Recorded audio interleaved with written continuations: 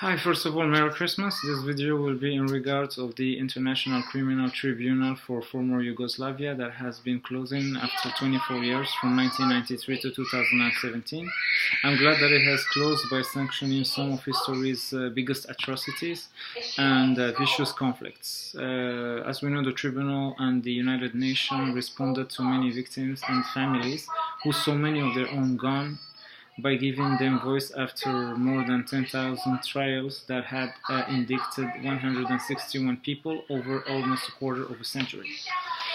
But if we want to understand furthermore the issue of the Balkans, it's not just about the circumstances that have been on the peninsula during the 1990s. There was a consequence of the end of the Cold War, and one of the main split events of the 20th century ever since the end of World War II that are characterized history of the post-war history that, as we know.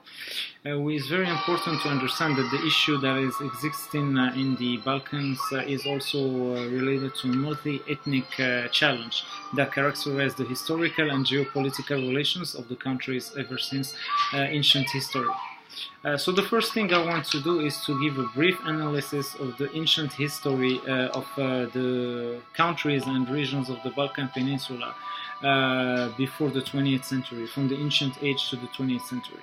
I will start with Serbia by invoking that the first thing that has happened in Serbia history was the circumstances of the Balkan Bronze Age that was part of the European Bronze Age. And the first people to live in Serbia were the Illyrians. Then the Roman Empire conquered all the Balkan Peninsula around 30 before Christ until the 6th century AD. After that, the Eastern Roman Empire will come back later to get dominating in the Balkans. The real first rise of Serbia dates to 631 AD. But after that, Serbia was under the Byzantine Empire until the beginning of the 13th century, where Serbia rose back. Not late, because just after that, the Ottoman Empire, who rose after the fall of the Byzantine Empire, that was the last symbol of Rome, will conquest the Serbs, and Serbia will become part of the Ottoman Empire in the second half of the 15th century. Until the end of the 19th century, with the beginning of the downfall of the Ottoman, with the rose back of Serbia, but there was always an oppression that was coming from the Austria-Hungary at that time. And important to mention the rise of Montenegro as well at the end of the 19th century within the same context versus Austria and Hungary, basically challenging the same challenge that Serbia had. As far as Croatia goes, many historians agree that the Croat people have risen the same time when the Serb have risen, which is around 631.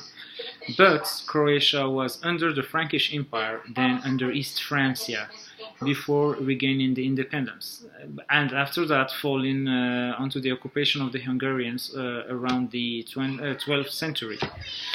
The territories that were occupied by the Hungarians that was involving Croatia were themselves ruled after that by the Habsburg monarchy and the Ottomans in time. As far as Macedonia goes, we need to remind, as we all know, that Macedonia existed ever since 650 BC and was bordered at the time by Athens, Thrace, Thessaly, Epirus, and the Illyrians, the former the ancestors of the Serbs.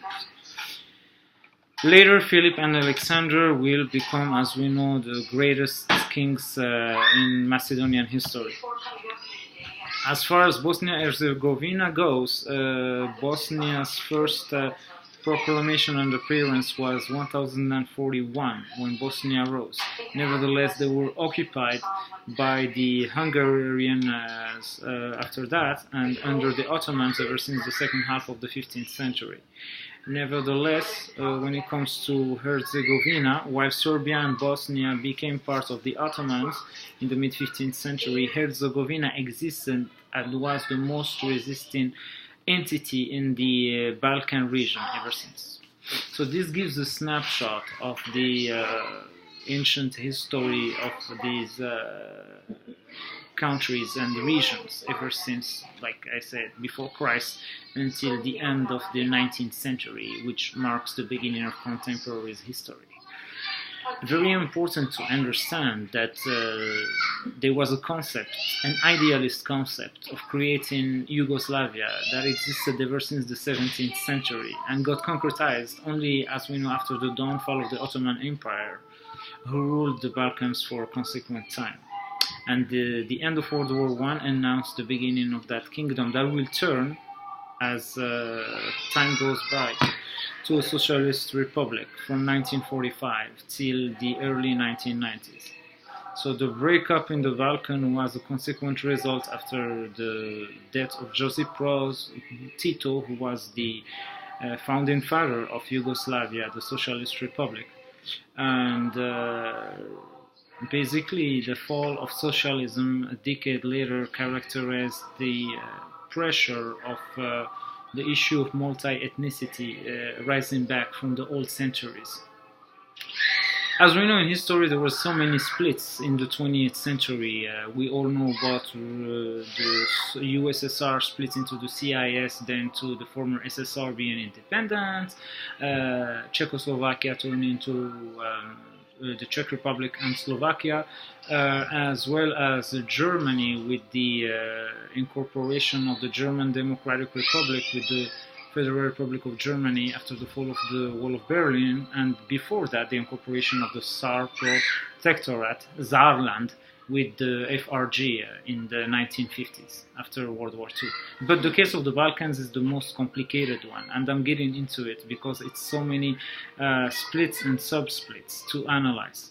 First of all, there is the idealist concept of the Yugoslavian splits, like I said, that incorporates Serbia, Croatia, Macedonia, Slovenia, Bosnia and Herzegovina, and then we have sub-splits. So the first thing to mention onto the sub-splits is the Serbian issue that includes Serbia, Montenegro, Kosovo and Vojvodina. There are also sub-splits that could be involving Bosnia, with Bosnia and Herzegovina, as I mentioned Herzegovina's role in history earlier. There are things related to Croatia as well that I will mention within this historical splits. This is my cat Lily, it's my youngest cat. So the thing that I want to mention first of all is in regards of Serbia. As the beginning of his post-Tito history in 1986, Slobodan Milosevic was not president yet, and he spoke about a pro-Serbian policy involving Kosovo, Vojvodina and Montenegro, but within the Yugoslav unity involving the other Yugoslav republics as well. Following those events, there was a revendication of independence that came from Croatia and Slovenia mostly, and on June the 25th, 1991, both countries proclaimed their independence. In Slovenia, the consequence was a 10-day war where few casualties were noticed, and this would have led the European Union to create the Briani Agreements. That was basically in order to help Croatia and Slovenia to get independence from Yugoslavia. Following that agreement, Slovenia became independent with Ljubljana as a capital. And as far as Croatia goes, there was more tension because ever since the agreement there was a battle of Vukovar that started further tension between the Yugoslavs and the Croats. But there was a ceasefire in 1992 and the capital was proclaimed as Zagreb for the new independent Croatian state. The issue will continue further with Croatia because in 1995 there was launched assault by the Croatian army of President Tudjman in order to have the Serbs leaving Croatia, leading to the Yugoslav Federal Republic at the time. This was one of the topics of the 1995 peace talks in Dayton, Ohio, but it was not the major part of the topic because most of it was regarding Bosnia and Herzegovina. I'll get back to that later. So if we want to speak about sub-splits, since I'm still speaking about Croatia, we could also mention the issues of Eastern Slavonia, Baranja and Western Sirmia, Western Slavonia, and Krimska Krajina as well, as a theory of sub-Balkanizing furthermore, because this has been a revendication that appeared in the beginning of the history of Croatia as well in the 1990s. As far as Macedonia goes, it was the independence that did not cause any war. There was a referendum for independence after a meeting that took place in The Hague. 95.3% have voted for yes, and Macedonia became independent with Skopje as a capital. As I have mentioned at the Hague meeting, it was basically a meeting after pressures with Croatia having with Sicilian for peace negotiation, and they were supervised by Lord Carrington. It's the event that saw Milosevic, then president of Serbia, agreeing to see the Croat leave, but not the other republics that were voted. Nevertheless, I mean, there was at that time a yes in terms of the question of autonomy that was voted by everybody except Serbia, but Montenegro will change its opinion after that and be on the side of Serbia. But at the time, Croatia, Slovenia, and Macedonia have already gone onto the path of independence. I will get back to Montenegro later, as we're going to speak about the newly federal Republic of Yugoslavia. And before that, I want to speak about the issue of independence of Bosnia and Herzegovina, to continue with the Balkanization of Yugoslavia before speaking about the Balkanization between coasts of Serbia. So Radovan Karadzic, the leader of the Serb Democratic Party, has warned the Bosniak, that were majority Muslims, about an independence attempt. But the referendum was agreeing that the Bosnians can have their independence. So the Bosnian Serbs military attempted to shut down the Bosniak and put Sarajevo under siege. In May 1993, Srebrenica events were the most noticeable and were basically leading to the United Nations Security Council Resolution 819 that themselves led to the Vance-Owen plan that decided to divide the country, Bosnia and Herzegovina, into 10 regions, 3 Bosniaks, 3 Serbs, 3 Croats, plus Sarajevo as a federal district. We have agreements that saw the Republika Srpska, which is Serbs of Bosnia, represented by Radovan Karadzic. That was the only no who voted no, because, to remind, he was a pro-Milosevic. But there was also 3 yeses, one by Croatia, by President Tudjman, one by the Herzeg Bosnia representative, who was Mate Boban, and the yes of Izzat Begovic, who represented Bosnia and Herzegovina interests. This has followed with the DC peace treaty that has been taking place under the supervision of then United States President Bill Clinton.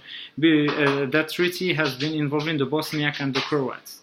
So, as I said, the situation with Herzeg Bosnia has been mostly clarified, but not yet with the Republika Srpska, the Serbs.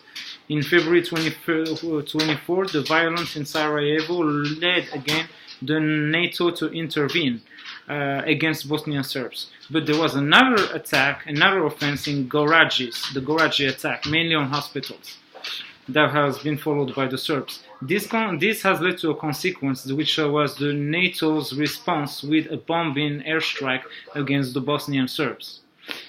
After that, at the level of Belgrade, Milosevic backed Karadzic nevertheless. So when we get to the peace treaty, the 1995 peace talks in Dayton, Ohio, as I mentioned earlier, there was a small portion related to the issue between the Croatia and the Serbs of Croats.